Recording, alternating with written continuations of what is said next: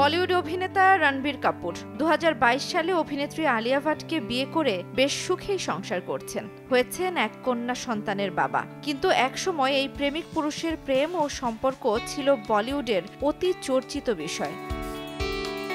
দীপিকা পাডুকোন থেকে শুরু করে ক্যাটরিনা কাইফ, রণবীর মন ভেঙেছেন বহু নারীর। সম্প্রতি এক সাক্ষাৎকারে অভিনেতা দাবি করেন, মানুষ পুরো সত্যিটা না জেনেই তাকে প্রতারক ভেবেছেন। অভিনেতা বলেন, ক্যারিয়ারের শুরুর দিকে সবাই তাকে প্লেবয় ভাবতেন, যিনি শুধুই অভিনেত্রীদের সঙ্গে প্রেম করে বেড়ান।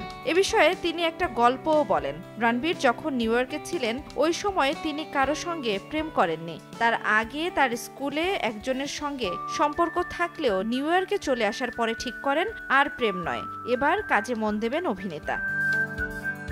রণবীর আরও বলেন, তিনি দুজন সফল অভিনেত্রী দীপিকা ও ক্যাটরিনার সঙ্গে প্রেম করার পর সেটাই তার পরিচয় হয়ে গেছে।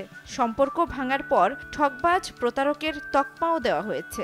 এখনও তাকে প্রতারকই বলা হয়, কিন্তু এসব নিয়ে তিনি ভাবেন না, কারণ সম্পূর্ণ সত্য মানুষ আজও জানেন না। এসব ব্যক্তিগত বিষয় নিয়ে কখনো কথাও বলেন না রণবীর।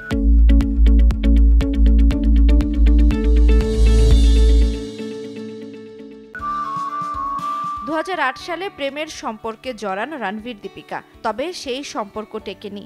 সে সময় দীপিকা দাবি করেছিলেন তার সঙ্গে প্রতারণা করেছেন রণবীর। তারপরেই ক্যাটরিনার সঙ্গে সম্পর্কে জড়ান অভিনেতা। দীর্ঘদিনের সেই সম্পর্ক ভেঙে যায়। জান্নাতুল দোলনা, সময় সংবাদ।